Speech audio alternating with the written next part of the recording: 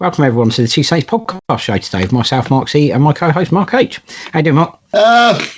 Unsatisfactorily, mate, to be honest. I mean, obviously it's been a good week in some aspects. Personally, getting me second job was a bonus.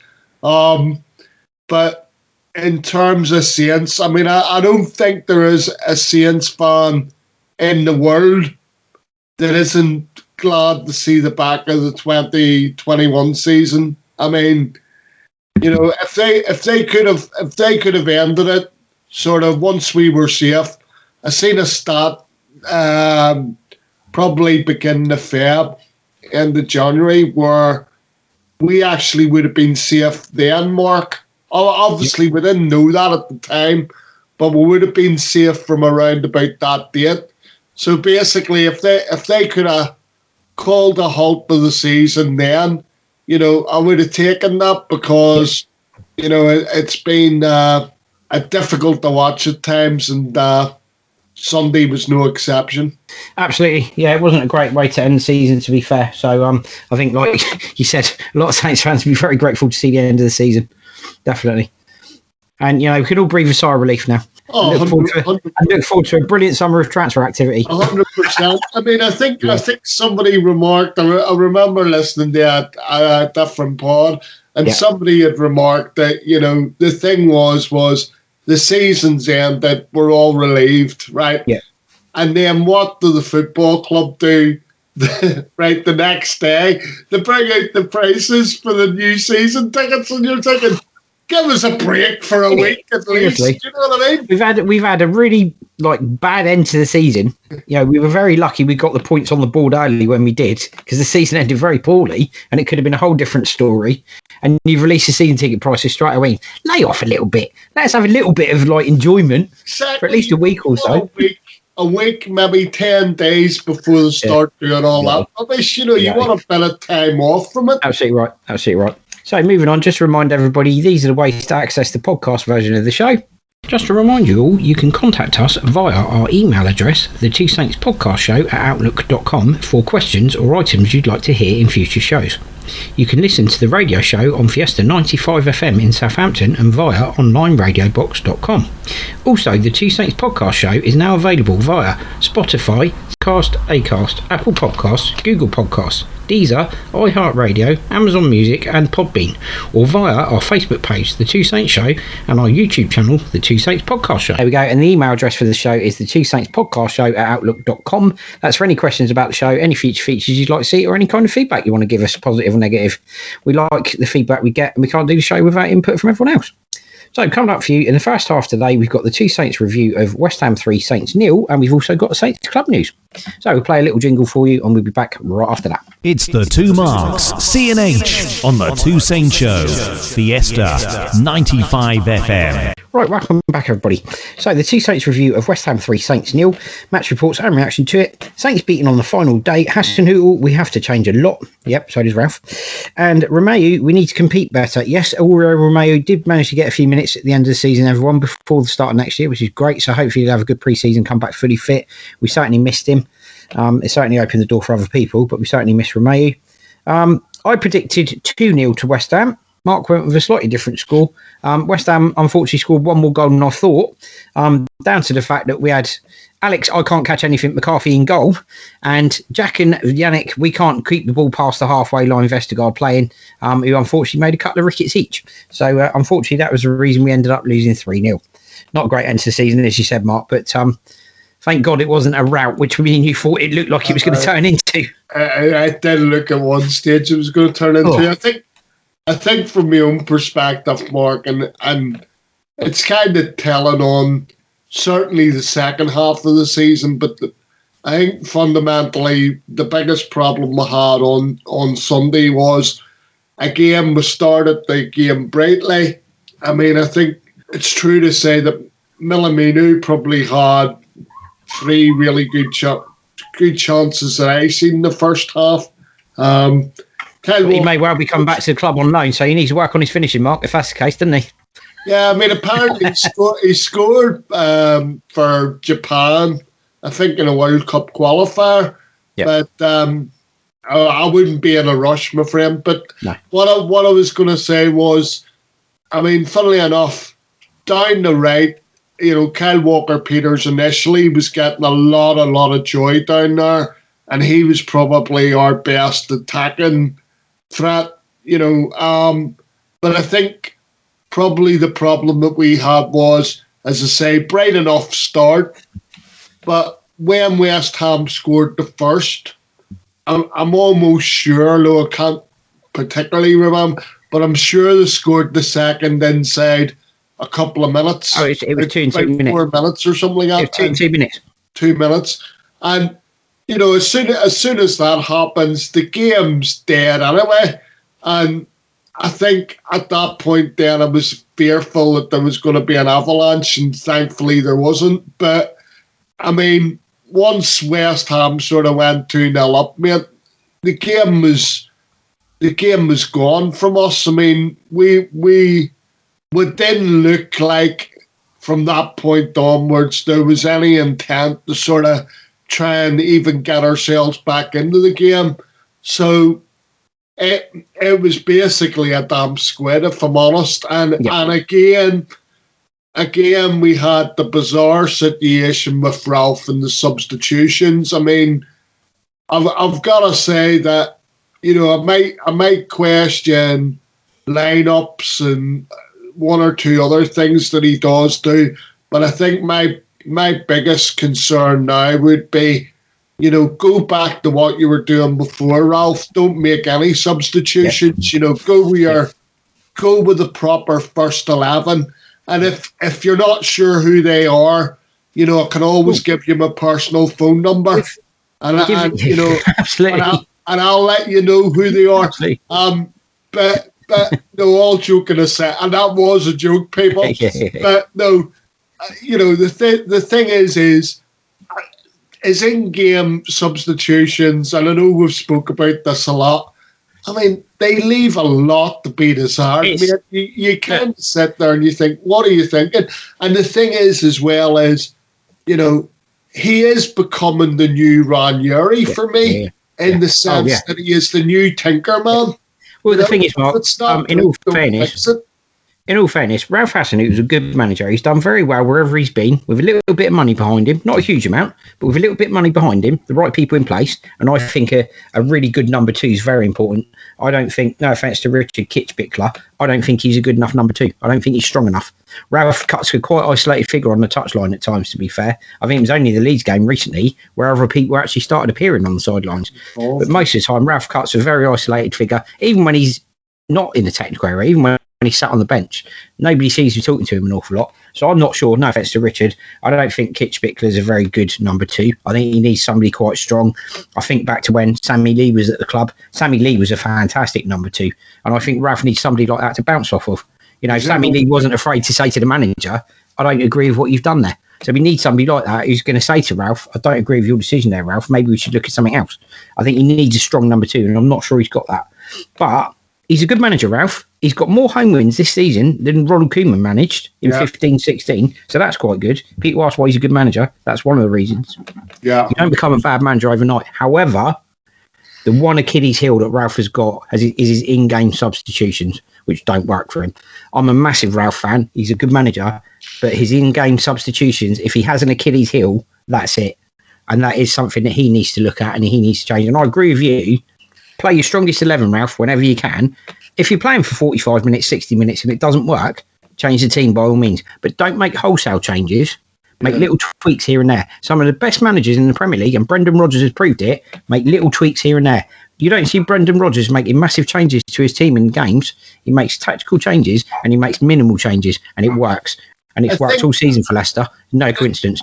The thing for me, what is probably, and it was a double-edged sword for him, really, because I'm sure at different points during this podcast, during the season, I or you might have said, substitutes are there to affect the outcome of games, but to be honest with you, Mark, I think I was preferring it when he basically wasn't making any substitutions. Well, the other problem is, Mark, about 80 minutes, you know. Well, the other problem is, and I get why Ralph does it at certain times. Okay, he doesn't want players getting burnt out. He doesn't want players getting tired. When it's a condensed season and fixtures are very close together, and you don't get a lot of recovery time, I can understand him making changes to save certain players in games and keep them fresh. The problem with that is doing that with the season we've just had, when it was condensed and they weren't having recovery times, and you had a very average squad.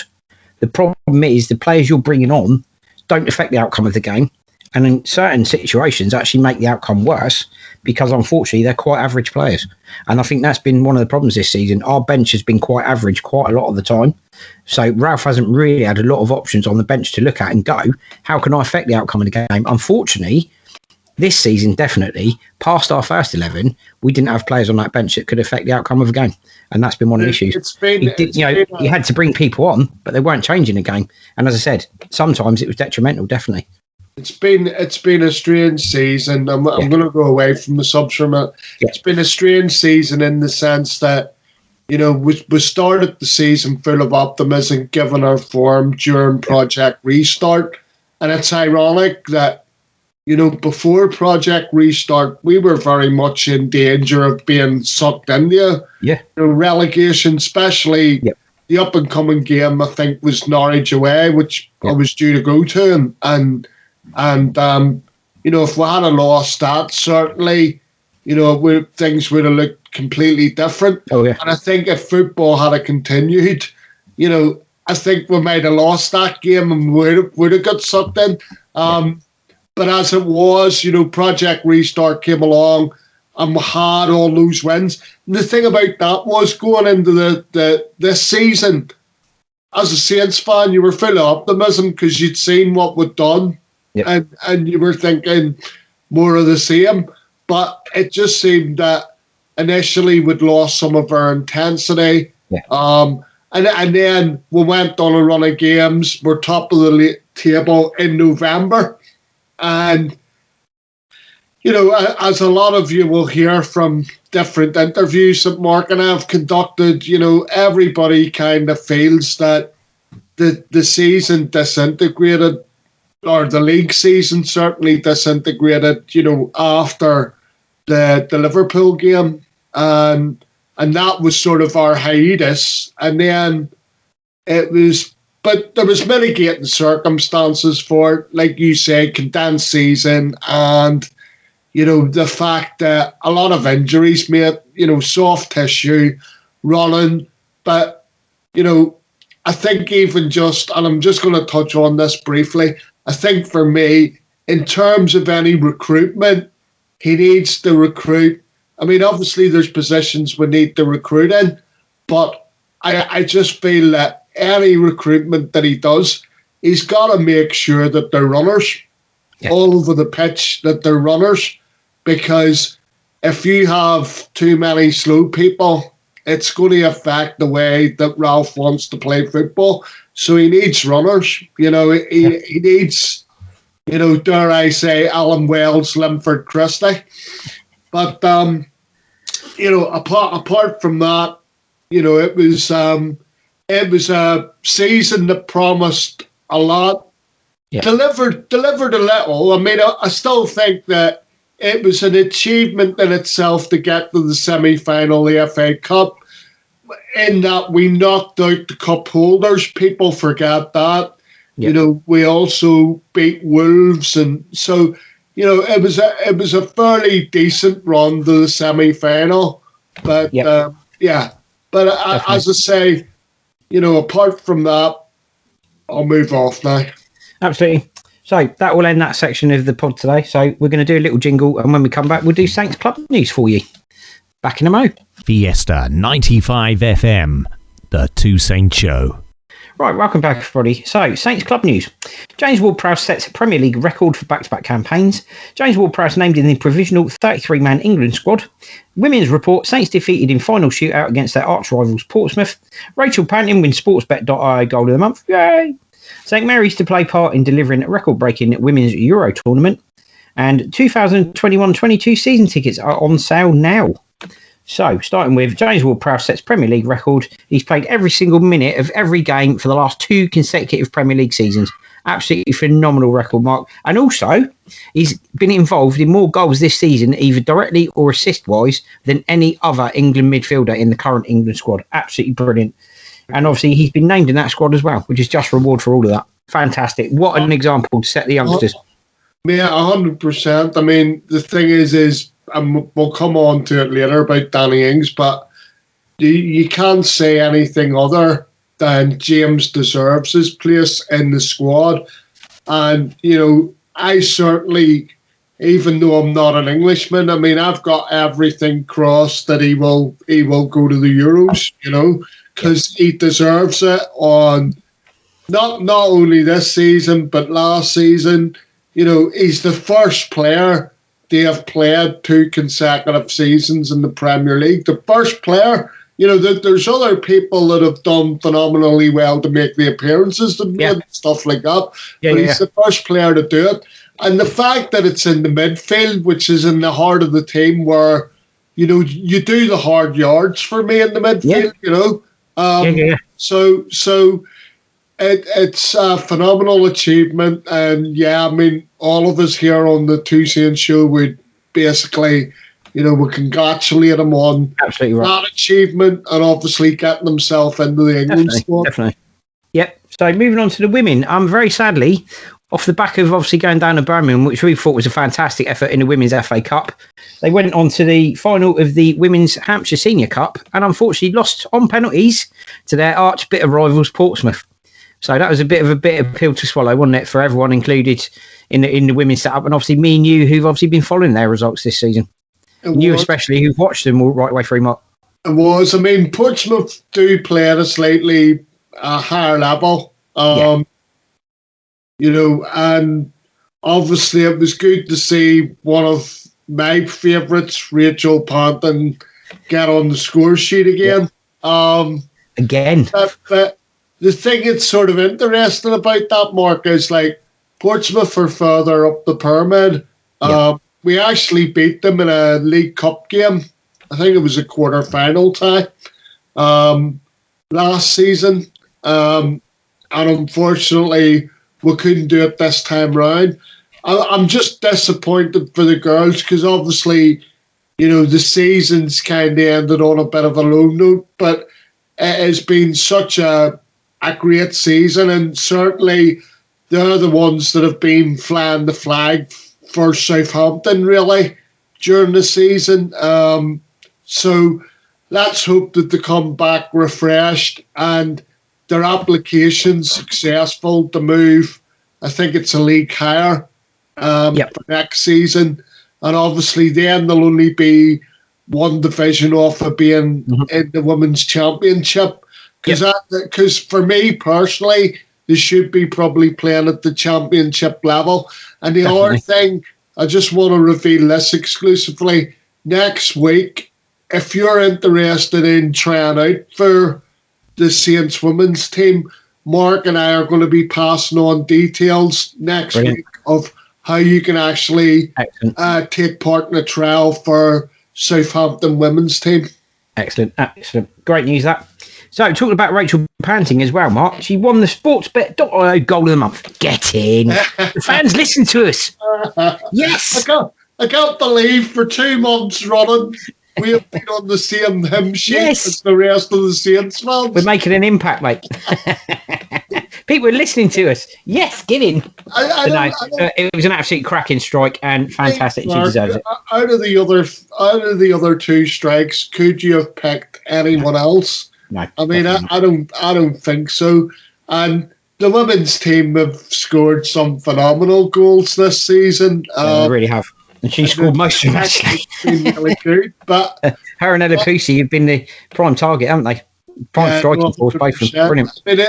But it's a good way, personally, obviously, for her to round off the season because she has had such a good season, And obviously, it's reward, I think, for her personally having a good season, and I mean, as I say, I'm hopeful, but I'm also hoping that, Marianne Spacey gets to keep the rest of the whole of the team, together. Yeah. You worry because they are part-time, they have jobs. Yeah. And the worry would be, if somebody spotted them during the season and they're sort of thinking of us, offering them a full-time contract, or it's further up the pyramid. So let's hope going into the summer that Marianne Spacey Keogh is able to keep hold of, all the players, and obviously introduce some of the new players through these trials that are coming up. Definitely. Yeah, absolutely. So moving on from there, St Mary's is to take part in delivering record-breaking Women's Euro tournament, with all 16 teams now confirmed for the UEFA Women's Euro 2022. A major ticketing roadmap and legacy programme has been unveiled to illustrate our record-breaking tournament has the power to inspire the next generation of players and fans and will be delivered on home soil. St Mary's will welcome its first Group A fixture to coincide with Matchday 1 on Thursday the 7th of July, which will be an opportunity to surpass the biggest crowd for a Women's World Cup qualifier in April 2018, when 25,000 fans saw England play Wales. The stadium will then host Matchday 2 on Monday the 11th, before hosting its final group stage fixture for Matchday on the 3rd of February 2022. Next summer's celebration of football sees tickets ranging from £5 to £50, with over 500,000 tickets available for £25 or less, ensuring UEFA Women's Euro 2022 is an accessible event for all. Fantastic news, Mark, and even better news, St Mary's is going to get 3 fixtures. Brilliant. Yeah, no, it's fantastic, mate. And, I've had a look at them. I think they're due to have an England fixture as well amongst that lot, which I'm hoping to get a ticket for. And obviously, look, the thing is I think the idea is to try and make this the biggest women's tournament that's been seen, on these shores. And, I think they'll achieve it personally. I really do. If they market it correctly, I mean, even by the sounds of the ticketing prices, it sounds reasonable. I mean, I'm expecting maybe to see you at 1 or 2 games, Mark, at that rate, Probably will be. But, it's fantastic. And it's going to be great. The thing is it's going to be great for the city as well, because it's exposure, and especially if England do well off the back of that, and obviously, my allegiance is more towards the green and white women. But as I say, I think it's going to be a great tournament. I'm looking forward to, if I'm not at the games, watching them on the telly as always. And from what I hear, there's going to be pretty much blanket coverage. So roll on next summer, and let's hope that, spectators-wise, they break all the records for women's football. Absolutely right. So moving on to news of season tickets. Southampton Football Club is delighted to announce the 2021-22 season tickets are now on sale to all supporters, with general admission prices frozen for a 6th successive season, as the club look forward to welcoming fans back to St Mary's for the new campaign. You can now secure your seat by paying a deposit. Prices for general admission adult season tickets start at just $3.99, working out at just £21 a game, and tickets for under 11s just £19 in the family area, a cost of only £1 per game. So that's really good news. So season tickets are now available and on sale. I mean, we're going to give you a list of, myself or Mark will give you a list now of which areas are the best areas you can get the tickets in, and the cheapest areas you can get the tickets in. And I know Mark covered this really well on our radio show, so I'm going to hand over to Mark in a couple of minutes when he's ready to give you all the prices and the best, cheapest prices in which areas, Mark. Funnily enough, Mark, we're all set and ready to go. So basically, this is just giving you the cheapest possible price in the different categories. Yes. So effectively, the cheapest adult ticket is in the Itchen South and $3.99. So Itchen South adult $3.99. Over 65s, the cheapest price is $3.50, and that's again in the Itchen South. So over 65s, $3.50 in the Itchen South. 18 to 25-year-olds, the cheapest price that I could find was in the Family Centre, and the tickets are 243, and that's 18 to 25-year-olds in the Family Centre, 243. Then we move on to under 18s, and the under 18s again, it would be in the Family Centre, so you're going to need a parent to go along with you, and it would be £150. That's £150. Then we move to under 11s, and again, it's in the Family Centre, and this is for the ridiculous price of £19. That's so a pound you bring a game. along, Bring along a Saints supporter of the future for £19 in the Family Centre, and that's under 11s. That's so a pound a game, Mark. Disabled adult, and the good news this season is the cheapest ticket is $3.99, and that's again in the Itchen South. So it's $3.99 in the Itchen South. And Chapel Block 16, Mark. Then you've got disabled over 65s, and the cheapest ticket I can find here, I'm just having a look. So the cheapest ticket for the over 60, disabled over 65s is $3.50. That's $3.50, and again, that is in the Itchen South. Disabled 18 to 23. The good news here is that you can sit anywhere. So you can sit anywhere if you're disabled between 18 to 25, and you can sit anywhere in the stadium for £243. £243. The only exception to that is the Kingsland Plus. But you can sit anywhere in the stadium for £243. Moving on, disabled under 18s. And again, you can sit anywhere in the stadium for £150. That's £150 anywhere in the stadium apart from Kingsland Plus. Right, and then rounding off, we have disabled under 11s, and the cheapest season ticket here is £19. That's £19, and it would be in the Family Centre. And even barring that, if you don't want to take your disabled under 11 to the Family Centre, you can get a £50 season ticket for anywhere else in the ground, again, apart from the Kingsland Plus. I've got to say, Mark, looking at the prices, the prices for the Kingsland Plus are respectively of any sort of non-disability or disability. Very pricey, mate, is what I would say there.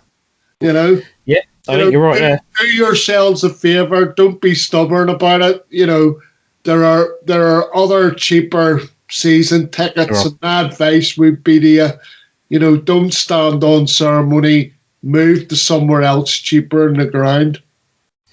Yeah, absolutely.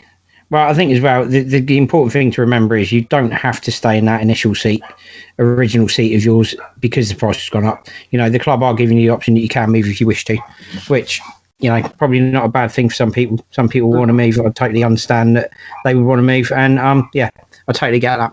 But just on that point, Mark, I think, we've got to pass comment on this because at the end of the day, I think it was, despite any sort of personal feelings about it, and I do understand that people get attached to being sat in the same seat.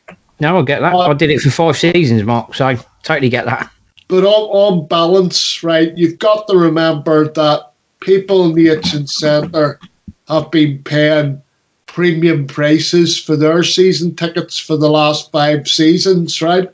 Now, but what I would say about the price hike, particularly this season, is I think it was, it was ill-conceived because given that we've still got a pandemic that's ongoing and everything else that's happened in football over this season, whether it was a breakaway of the Premier League or trying to seize control of the Premier League by the clubs, or whether it was the ESL, I just think the idea of having a price hike, even though it is in a limited area, I still think the idea of having a price hike off the back of everything that's going on, the club could have left it for a while yet, but all I would say to people is, I get the fact that you may be attached to the seat and, the viewing area where you are, but you also have to appreciate, and I'm not trying to back the club in any way here, you're in a bit of prime real estate there, and unfortunately the reality is that because the Itchen has had it for the last 5 years, it was going to be introduced in the Kingsland at some stage. You could tell that was going to be the case. But I do feel, don't get me wrong, I do feel sorry for the people that have been sat there. But please, people, don't stand on ceremony. There are other, seats available that would give you probably just as good a view. And I know it's difficult because, even where I'm sat on a platform, I can't see everything that's going on in the pitch because, the vision isn't that long. Yeah. So obviously you do get better views in the Kingsland Centre and the Itchen Centre. But I do think that it is right that if you're in a prime location, you have to reflect that in the prices. But I think, I do think that, £900 plus or $9.99, that or $9.99, that's a lot of money for the average football fan. If you take up the offer of the Gasworks membership of £29 as well, on top of your Kingsland Plus seat, it means you'll be paying £1,028. Unbelievable amount of money. It's too much, mate. The thing is Saints aren't an Arsenal. We're not a Manchester United. We're not. I get that because it feels like they're sort of turning that little bit of the ground into a bit of a corporate kind of thing, But yeah, the sad thing is the Gasworks used to be access for all fans when it was the Dow Bar or whatever you want to call it. There is no supporters club as such now. There's no bar area for normal fans as such now. Yeah. Don't know about you, but look, I'm quite happy to just meet you at the Chapel End, Mark, have a pint in the ground and, happy days.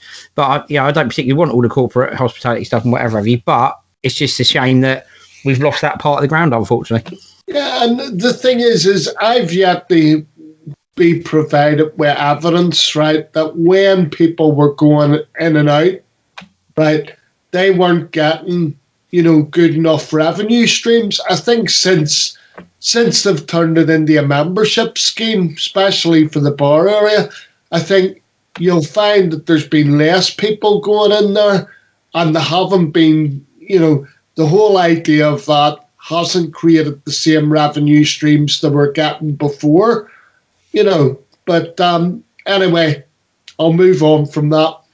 Okay, Mark, brilliant. So that brings us to the end of that section of the podcast, and we're going to take another break now. Short jingle coming up. And coming up for you in the second half of the podcast today, we've got other football news, Saints transfer gossip, England's Euro squad, including our opinion, and Scotland's Euro squad. And we apologise to any Welsh listeners, as unfortunately we're not covering that, as no Saints players in the Welsh squad. So we'll be right back. It's Mark C and Mark H. Mark my word, they're here with everything in the Two Saints Show. Welcome back, everybody. So, coming up now, second half of the show, other football news. Premier League. Diaz named FWA Men's Footballer of the Year. That's the Football Writers Association Men's Footballer of the Year. Manager Nuno Espirito Santo to leave Wolves in the summer. Gerrard and Beckham added to the Hall of Fame. In the Championship, I'm now cancer-free, says Sol Bamba. In League 2, Kenny Jackett named New Leyton Orient boss. Hate in football, 8 arrested after abuse of Spurs player. Rio Ferdinand racially abused at Wolves. Not facially abused, racially abused. I do apologise. French football, Lille in French title relating to Jose Font and Jeremy Pied. Lille beat Angers to lift the League One title. Women's football, Britain's youngest football boss quits. FIFA, UEFA and the fans panel. FIFA considers World Cup every 2 years. UEFA opens proceedings against ESL Trio, and Hodgson added to fan-led review panel. So, starting with Premier League, Diaz named FWA Men's Footballer of the Year. Not surprised, mate. Ruben Diaz, Mark, has been absolutely brilliant. Yeah, so this is the Football Writers Award. Basically, I think it was richly deserved, mate. I mean, the thing is that he's actually helped, as a defensive partnership to resurrect John Stones' career at Man City. You would see him constantly talking them through games and encouraging them. And obviously Diaz has been a linchpin, kind of this season. So, all I would say is he's deserving all the plaudits, especially given some of his performances this season. And I know that you and I have both benefited because we, at different stages, we brought him into our fantasy team. Then moving on, obviously, I'm gutted about this next article, Mark, because obviously Nuno's left Wolves now. It would depend which way you look at this story. So there's a belief that he was struggling during the lockdown because obviously he couldn't fly back to Portugal to see his family. So whether it's so much that or whether he was pushed by the Wolves board and they've decided obviously to go with another person with a Portuguese passport, we're going to have to wait and see on that one. I dare say it will be another Portuguese manager. But the interesting thing is that the Wolves fans certainly didn't want to see the back of Nuno, and I think they have started up a campaign to try and get him reinstated. Let's remember, I think I'm right in saying that this was the man that gave, something like £250,000 to the Wolves community. So, obviously, if we had a, much as I love Ralph, but if we had a manager like that was given so much to the city, financially, and obviously he realises that Wolverhampton was going through a hard time. Certainly I wouldn't want to see the back of him. The other thing that I've got to say as well is, if he was pushed, I'm sort of questioning it because 2 7th finish places, since Wolves have come up and the finish this season, okay, a little bit off that. But let's remember, they lost their talisman striker in Ralph Jimenez, and you can't say that there wasn't a consequence for that. And obviously, in the January, they never really properly replaced them. Could you blame Nuno for that? I don't think so, because I'm not exactly sure that he's always in control of the transfers, given that Jordi Mendes is there, and he's the overseer of everything that goes on at that club, especially in terms of people coming in. Yeah, absolutely. So, moving on to Gerrard and Beckham being named in the Premier League Hall of Fame, and still no Matt Letizia. I'm wound up about this, Mark. I'm joking. What is these votes? Is it just popularity votes? The thing is, Mark, okay, I don't get this, right? They had a 23-man shortlist, okay? So why don't you just say the first 25 players in the Hall of Fame are going to be the 23 from that shortlist? They're on that shortlist for a reason. Why don't you just say we're going to have 25 Premier League players in the Hall of Fame to start with, so let's just add all 23 on the shortlist. Job done. I mean, the other thing as well is with it being a new inception, you would have thought that, say you publish a list of 50, right? And you ask people just to vote on the list, and the top 25 are the first people to be inducted, rather than the nonsense that's going on here. And I'm not sure there isn't a bit of skullduggery going on in the vote, because surely I don't know how they're doing it, Mark, but if it's sort of you phone in or you write in or whatever it is, I would have thought that, the phone lines or whatever are being besieged by, Manchester United and Liverpool fans, by the sounds of it. And Arsenal are creeping in there in the odd place.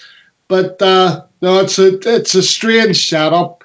And like I said, it would have been just better having a short list of 50 and then voting the first 25 in off of that, rather than this elongated process that seems to be going on to get people into the Hall of Fame. I'm sure Matt will go in there at some stage, but we'll probably be looking at the year sort of 2050. Yeah, that'll be right. Yeah, absolutely right. So moving on to news in the Championship. Sol Bamba, Mark, cancer-free. Brilliant news. And if he gets his career back on track and his Premier League quality, come to Saints, Sol. We'll have you. We need a centre-half or two. Yeah, he's a big centre-half, all right. Be bad signing, Mark. What I was going to say, Mark, is I think, it's great to see, obviously, that he's cancer-free, and I'm relieved for him. Yeah. What I would say is, obviously, he came on towards the end of Cardiff's final game against Rotherham, and he came on for about the last 15 minutes. But apparently, there seems to be a bit of an indecision whether he's actually going to carry on his football career or move on to pastures new. Go on. I actually hope he does, Mark, resurrect his football career and continue to play. And I hope he gets back to the level before, because I seem to remember Neil Warnock, when he was Cardiff boss, actually said Sol Bamba's better than Virgil van Dijk. And that's quite a testament to a centre-half. And I tell you what, if he gets back to those levels, we'd definitely have him at Saints. Yeah, I mean, so obviously, he's a good player. I was surprised that when Cardiff came down, obviously, someone didn't sort of pick up on his performances for Cardiff. Yep. Even in the Championship. So I think it's just a case of watch this space. But obviously, I'm very relieved that obviously he's over the cancer. Yeah, me too. So moving on to League Two, Kenny Jackett's been named new Leyton Orient boss. Yeah, I don't seem to remember it ending too well for him at Pompey, but that's a strange one anyway. To me, it's a baffler, because here we have a manager who's renowned for getting teams up from League One to the Championship, right?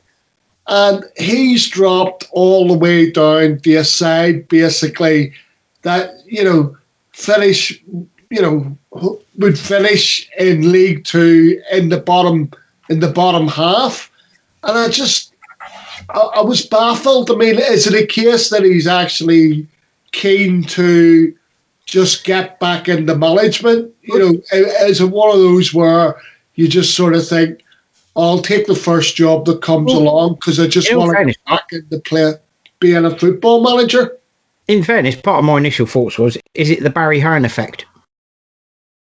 I don't know. I mean, Barry Hearn's long gone from the club. Not have any influence there? I would. The thing is it's a very good appointment if you're a Leyton Orient fan. 100%. It's a very good appointment. In fairness, Mark, it didn't really work out at Pompey for Jackett, so I'm not sure Leyton Orient fans will be all that infused. To be fair, in all fairness, I'm not sure they'll be happy about it. Well, the one thing I would say is, greatest respect to Kenny Jackett, he's not the sort of manager who inspires fans. When you say Kenny Jackett's our new manager, he's not the sort of manager that fans get excited about, unfortunately. No, but the thing is, he's it's not all about getting excited. It's I understand that. Job done. And I think personally for me, given that he's dropped down into League Two, I mean, surely their ambition, Leyton Orient's ambition would be, they've got a manager there that probably should be managing at a higher level. and I'll be interested to see how it works out. I'm not necessarily saying that through them appointing Jacket, he's going to get them promoted or anything, but I am looking to see a steady improvement on last season for the O's.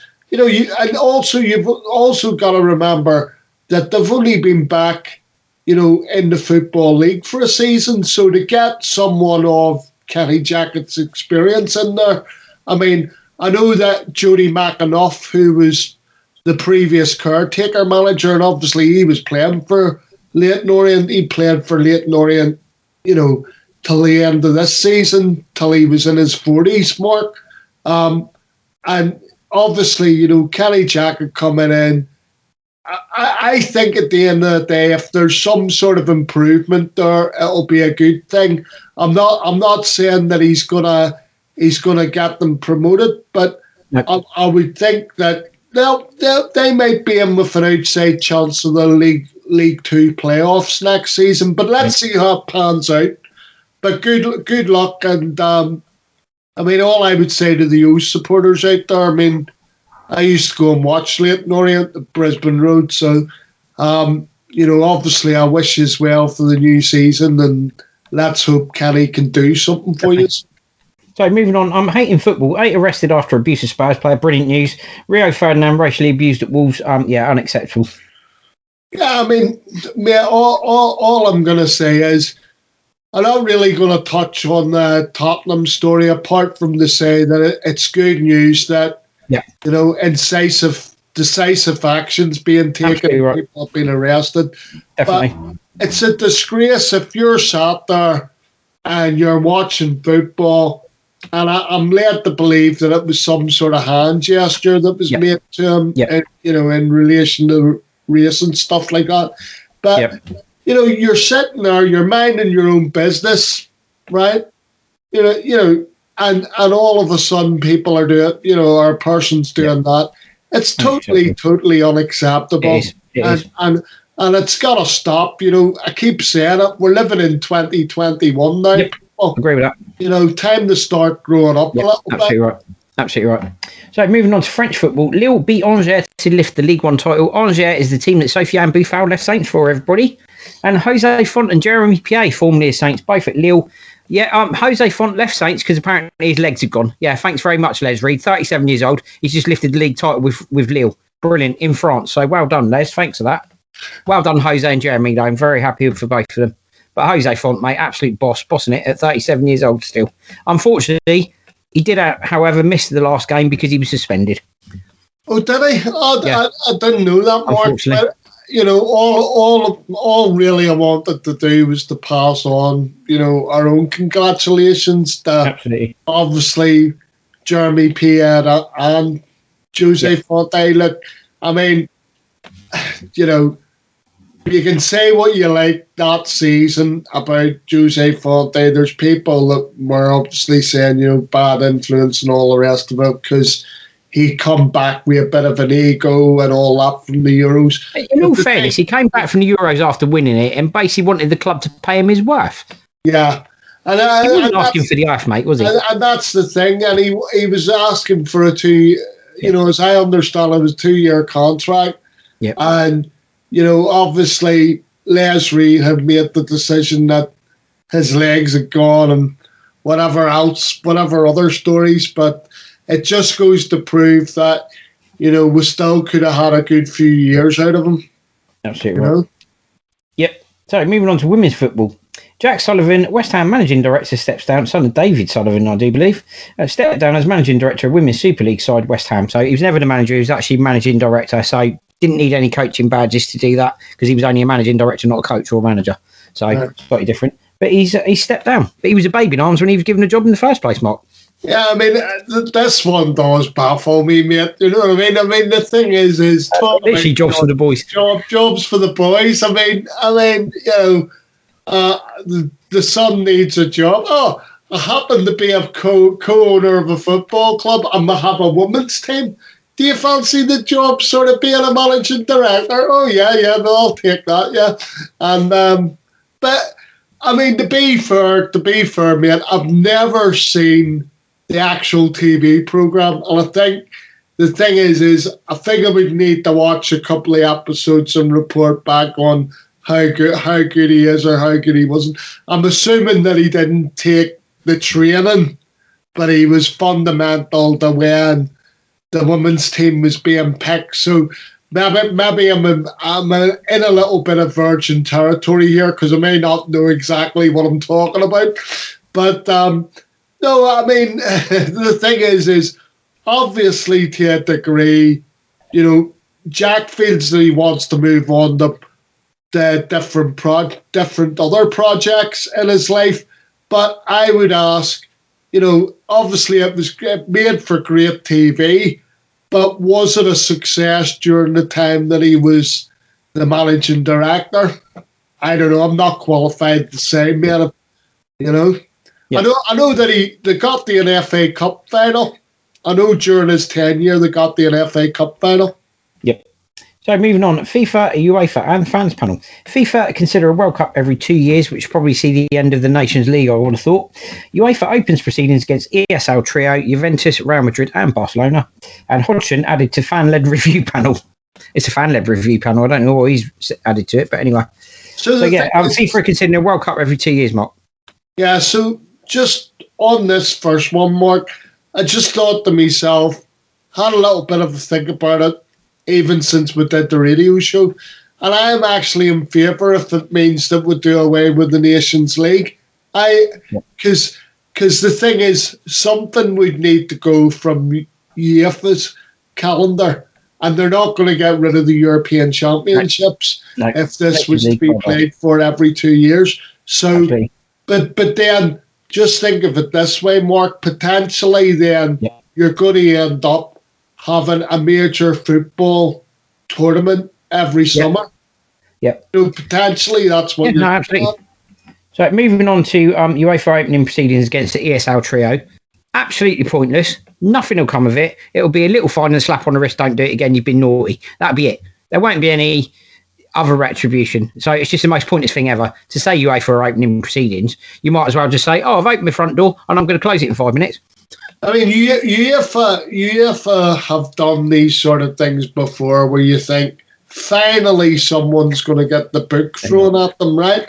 And then what ends up happening is, like you said, absolutely nothing. Well, a fine, a slap on the wrist, right? And given that these are three of the prestige European clubs, let's put it like that, right? Are they going to take on the might of their lawyers to turn around and say, right, you're banned from all European this is the thing. Or whatever? Do what the Italian Federation are threatening Juventus, because the Italian Federation have been very strong on this and said to Juventus, you don't drop this, we're kicking you out of Serie A. Yeah. So if you're UEFA, turn around to these teams, 3 of them, and say you're going to be banned from all UEFA and FIFA competitions. Simple as that. I mean, they're not going to do that because, like you said, they won't take the lawyers on. I can't see that happening at all, because the thing is I think half the time, UEFA are covering their own arse by basically turning around and saying, well, if we tried to enforce this and we were challenged legally, we'd probably lose, because obviously the lawyers from these 3 big clubs would get involved. And I think that's why there wasn't greater action taken against Man City, because they probably thought, well, if we go to court, we're going to lose. I mean, the thing is like, if I remember rightly, the Man City took it to a tribunal and they actually wanted it was reduced. The whole thing was sort of reduced down. So I think a lot of it's to do with UEFA are wary of legal proceedings. So I'm not expecting anything apart from a big fat, a decent fine maybe. But at the end of the day, these people are not looking after the best interests of football supporters. No, they're not. They're not. They're meant to be custodians of the game. Anyway, moving on to this fans panel. I'll do this very quickly. It's not even a fan panel. It's got 1 fan on there, isn't it? Is it 1 fan? We've got the 1 fan, which is Kevin Miles, who is he's either the chair or the vice chair of the Football Supporters Association, right? and he's got long-standing links to the England supporters grouping as well. Very respected, don't get me wrong, but it's a nonsense for to have a fans panel where you've got ex-women footballers on there, ex-footballers on there, ex-managers on there, and have the cheek then to call it a fans panel. Now, I respect people like Clark Carlisle and Roy Hodgson because of what they've done in the game and what they've contributed. But the thing is should they be sat on what is a fans panel? No, they shouldn't. Is really the long and the short of it. Yep. But absolute nonsense. I mean, government initiative, and yet, they call it a fans panel, and it's not even representative of the fans. No, it's not. It's not. Yeah, I absolutely agree with that 100%. So that brings us to the end of that section. So we're going to take a break now, a little jingle quickly, and we'll do Saints transfer gossip when we come back. The Two Saints Show here on Fiesta FM for informative football chat and great tunes. Right, welcome back everybody. So Saints transfer news, and this is INS. Southampton joined Norwich, Brentford and Sheffield United in transfer battle for 25-year-old Ryan Gould. Hassan Hootel reveals Saints Minamino talks with Liverpool. Southampton to rival West Ham United for summer transfer of Junior Firpo from Barcelona as talks held with agent. Watford tipped to join West Ham and Southampton in hunt for EFL start with 25 goal involvements. Report, Southampton and Crystal Palace want to sign Antonio Conte's forgotten man, Andrew Gravillon. Swansea City loanee attracting interest from Premier League duo ahead of this summer. That's Freddie Woodman, the goalkeeper, who's on loan from Newcastle, I believe. And out, manager keen to bring in Southampton forward this summer.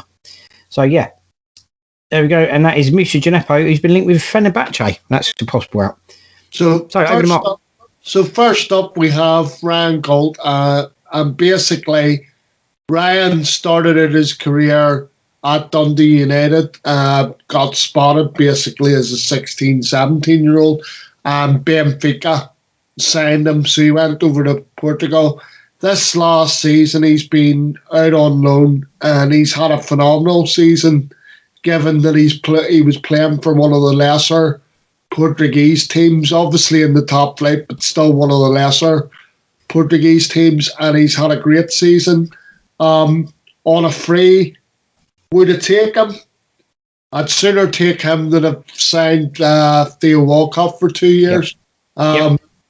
The thing is somebody like that, I do think would be a minimum risk for somebody like ourselves. Perfect. And it's something that we're looking for. So that would be a yes. Yep. Then we move on to Minamino. Yeah, they're talking about bringing him in on loan again, Mark, not a permanent. I mean, the thing is I think there's Saints fans are a little bit divided on this one, Mark. Like, there's people that would have him in, and then there's people that wouldn't. I mean, I'm only going on what I've seen this season. Yeah. Too lightweight for me. Yeah. I think the damning indictment for me would have been from Sunday, where he had the opportunities to score goals and he didn't. I mean, I know he scored a couple of goals for us, but does he offer enough? I'm not sure he does. I just think for what you might be bringing him in for, is it going to be more just about bringing in an extra body, or is it more about trying to bring in someone of greater quality? I'm not sure. The jury's out for me about Minamino. Yeah. I mean, obviously you've told me it's on loan, so the jury would be out. But I think it would be a no for me overall. For me, permanent, absolutely no. There's no way I would have brought him in on permanent. If they brought him in on permanent, I'd have been horrified. As a loan, if they can work on certain attributes of his game, i.e. his finishing, not necessarily an issue. It's good for the squad. Squad numbers, it's good for squad numbers, and you do have a little bit of an option there. However, I think I would have preferred to see someone else come in on loan, if that's what they were doing, rather than him. Okay, so next up then, Mark, and I'll get your opinion on this one first, right? So we have A, a Brazilian. Yep. Right? B, he plays for Barcelona. Yep. I can hear all the Saints fans getting excited now, right? So we'll all be doing the Samba next season. But the question I have for you is, right, and I'm not saying he necessarily would be a bad signing, right, but at 15 million quid, Arsene's going to find the money to sign him. He's a left back, by the way. I will be mortified if we pay 15 million quid for somebody from Barcelona. Being from Barcelona means absolutely zilch.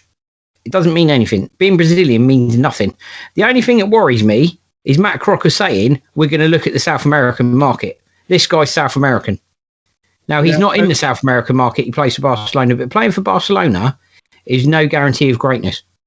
But if he's that good, why hasn't anybody else in Europe signed him? Well, apparently we're in talks. Would I be in favour? I don't know. I tend to think... If they get him on loan, fair enough, but permanently, I'd be mortified. I will be mortified.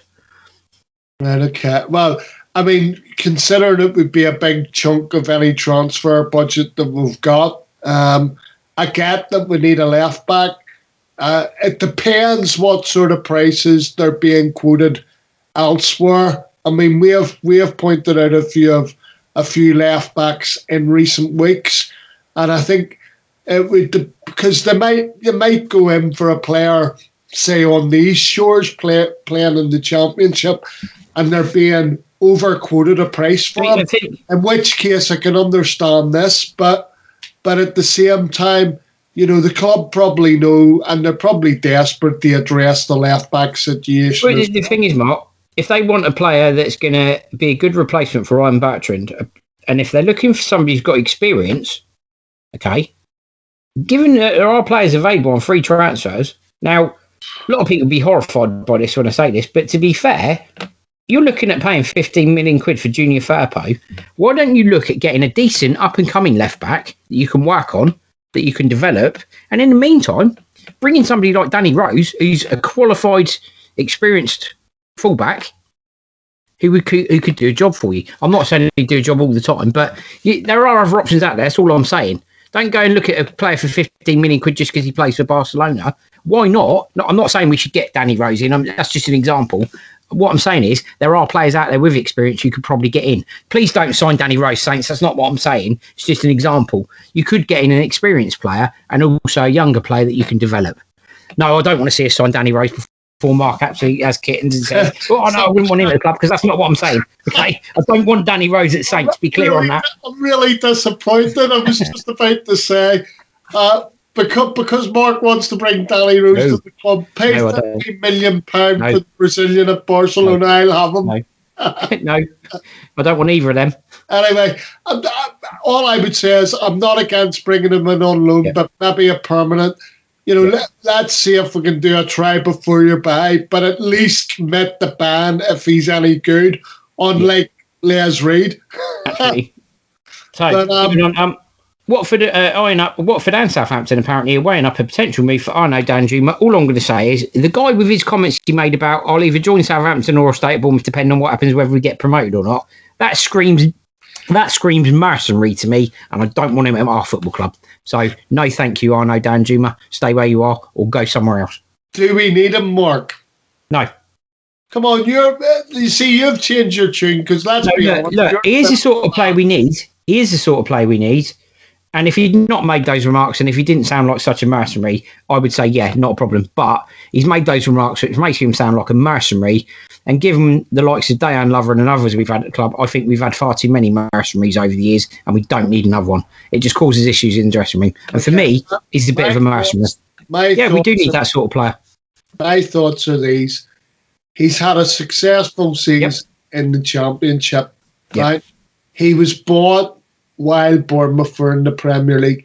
He didn't have a successful season in the Premier League. Maybe it's took time for it to adjust, but I just think for the money that they would be looking, because you're at least looking at 15 million quid, right? I do think that there could be better options out there, either in the loan market or we would be paying less, say, on the continent, maybe for an African player. You know, I'm only just saying that as an example. So I wouldn't go there personally myself. And then the last story, Mark. Yeah, so Southampton, well, actually, it's the last but one.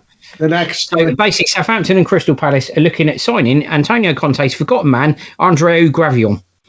Right. Get him in. So Andrew Gravion plays. Obviously, he's on loan in the French league at the minute, and he's had a very good season for Lorient, that plays in the French league. Obviously, it's off the back of that we have got interest. I've got to say, Mark, I know a little bit about this player, and he was making waves before Inter Milan actually signed him.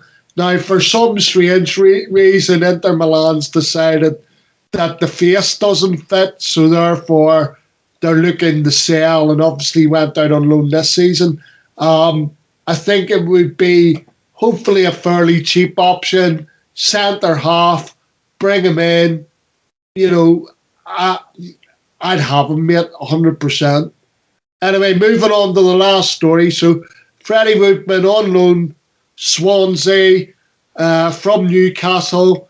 And what I would say is, good keeper. And I think it would depend whether we could offload Angus Gunn to Norwich, given that Ralph has already turned around and said that, you know, Fraser and Alex McCarthy will be staying next season.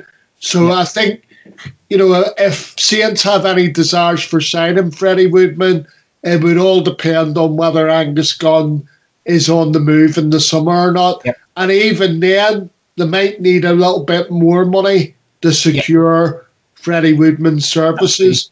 But for me, it would definitely be an upgrade if you're getting rid of Harry Lewis, and then you'd be looking to get rid of Angus Gunn as well. Yep. So the very last story is Fenerbahce have been linked with Moussa Djenepo. Sell him! Sell him! So he's only going on loan, but I would still do it. I do think that I haven't given up on Moussa having a career at Saints, and I'll come on to that at some stage. The thing is, Mark, if he has a season in Turkey, it will toughen him up. Yeah, I mean, that's probably what the hope would be. And then obviously it gives Saints at least the option then of looking at other attacking options. Absolutely. You know, in the loan market, you know? Yep, absolutely. Yep, 100%. So that brings us to the end of that section of the show. So what we're going to do is we're going to take a short break now, little jingle coming up for you, and when we come back, we're going to do the England Euro Squad 2020, our thoughts on that, and our thoughts on Danny Ings missing out, and also Scotland's Euro 2020 final squad with St. Stuart Armstrong and Shay Adams included. So, short break, and we'll be covering both of those when we come back. It's the Two Marks, C&H, on the Two Saint Show, Fiesta 95 FM. Right, welcome back to the last part of today's podcast, everybody. So, England's Euro 2020 squad and thoughts on Danny Ings missing out. There's an uncapped quartet in the 33-man England squad. I'm not sure that's great news for everybody. Regards to Danny Ings missing out, I'm not overly surprised because I think it's more to do with the fact he's had injuries this season, Mark. I think if the squad had been picked for last season, he definitely would have been in it. Although he has actually outscored quite a lot of his compatriots that are actually in the squad. Yeah, so I think it's been based on his fitness more than anything else, because if it's based on goals or if it's based on what Gareth Southgate said, the squad back in March, well, I hate to tell you this, Mason Greenwood wasn't exactly playing brilliantly in March. So for me, it's a bit of a cop-out from Gareth there, but I think Ingsy's missed out more to do with his injury record this season, unfortunately. It is a little bit, and the other thing that I would say is, Mark, I don't think that missing out on the England squad will have any bearing on whether he signs a new contract or not. Well, that's good to know. I personally don't think it has any bearing on it. I think personally for me, it's sad to see that the squad was expanded, the 33 panel. Obviously, they've got to cut that down to 26. Now, I'm just disappointed to see that he's not in the 33 because he deserves to be in ahead of the likes of Dominic Calvert-Lewin and Ollie Watkins. Thing is, Mark, 33-man squad, okay, and a lot of those players that have been picked as forwards by Gareth Southgate, I'm sorry, Gareth, they're not forwards. They're attacking midfielders. They're not forwards at all. Ford is somebody who's a striker, basically, who can put the ball in the back of the net of unerring consistency. Danny Ings does that. Harry Kane does that. They are strikers. Some of the other players you put in there as Fords aren't Fords for me. But put him in the 33-man squad, give him the opportunity to demonstrate what he can do and stake his claim for a place in that provisional, in that final squad. If he doesn't get in on then, based on merit, fine. But give the guy the opportunity at least. And you haven't done that. And I'm personally disappointed by that. As an England fan. I'm just comparing him to other forwards in the team, in the squad, right? Yep. He scored more goals than Dominic Calvert-Lewin this season, right? Assists as well. And Ollie Watkins, right, has scored the same number of goals, but obviously been an ever-present for Aston Villa this season. So, it's not just the goals with Danny Ings, it's the assists for other players as well. Anyway, the thing is for me, he would have been in the 33, and I'm disappointed for him that he isn't. The simple fact of the matter, Mark, is we can talk about this till we're blue in the face, but I think Danny even knows deep down that he probably wasn't going to make the 26. Even once to cut these, he might not have made the 26. I think if we were looking at it a year ago, at the end of the day, he's the next best striker to Harry Kane. I still believe he's the next best striker to Harry Kane. When you look at the options that's there, I mean, I'm comparing like for like. That's why I haven't mentioned the other attacking midfielders that are in the forward line. But, I think he can feel a little bit hard done by, that's for sure. But I think deep down he probably thought he wasn't going to make the 26, But anyway, just to cover. So the full list, or the full 33, are goalkeepers: Dean Henderson, Manchester United; Sam Johnson, West Brom; Jordan Pickford, Everton; and Ramsdale, Sheffield United. The defenders are John Stones, Man City; Luke Shaw, Manchester United; Harry Maguire, Manchester United; Trent Alexander, Liverpool; Kyle Walker-Peters, Manchester City; Tyrone Mings, Aston Villa; Reece James, Chelsea; Connor Cody, Wolves; Ben Chilwell, Chelsea; Ben Godfrey, Everton; Kieran Trippier, Atletico Madrid; and Ben White of Brighton. Yeah, Then we move on to the midfielders. Mason Mount, Chelsea; Declan Rice, West Ham; Jordan Henderson, Liverpool; Jude Bellingham, Borussia Dortmund; Calvin Phillips, Leeds; Jesse Lingard, Manchester United; James Ward-Prowse, Southampton. Then the forwards: Harry Kane of Tottenham; Marcus Rashford of Manchester United; Raheem Sterling of Manchester City; Dominic Calvert-Lewin of Everton; Phil Foden of Manchester City; Jack Grealish of Aston Villa; Mason Greenwood of Manchester United; Ollie Watkins of Aston Villa; Jordan Sancho of Borussia Dortmund; and Sacco of Arsenal. Okay, so just to placate any Saints fans that were listening, Kyle Walker-Peters is not signed for Man City. Mark actually meant Kyle Walker at Man City. Okay, so don't worry, everyone. Kyle Walker-Peters did not join Man City. It's just a slight error there from Mark on the list. It's Kyle Walker from Man City. So sorry, people. I can hear all Saints fans going, "Oh my God, we haven't lost Kyle Walker-Peters." Okay, he's still at Saints. Before we move on, I just want to make one general point. I'm confused about the amount of right backs that Gareth Southgate has chosen. I mean, it looks like we've got a million right backs in there, or at least people that can play right back. And I'm sat there going, that is slightly baffling. But anyway, moving on. Yeah, I'm pretty sure Kyle Walker will be the one that goes, Mark, anyway. But yeah, moving on to the Scotland squad. So we'll talk about the Scotland squad first. Mark will read out the Scotland squad first, and then we'll talk about the fact that Stuart McArmstrong's in it and Shay McAdams. Yeah, I mean, just on those points, I mean, I just want to say that it's great to have, especially for Shea Adams' point of view. It's great to have two Saints players in the Scotland squad. Yeah. It'll be interesting to see how they go this summer, given it's their first major tournament in over 30 years. So, right, the goalkeepers, we have Craig Gordon, David Marshall, McLaughlin. Then the defenders are O'Donnell, Patterson, Tierney, Robertson, Gallagher, Hanley, Cooper, Hendry, McKenna, and Taylor. Midfielders, Turnbull, McGinn, Armstrong, McGregor, Billy Gilmore, McTominay, Fleck.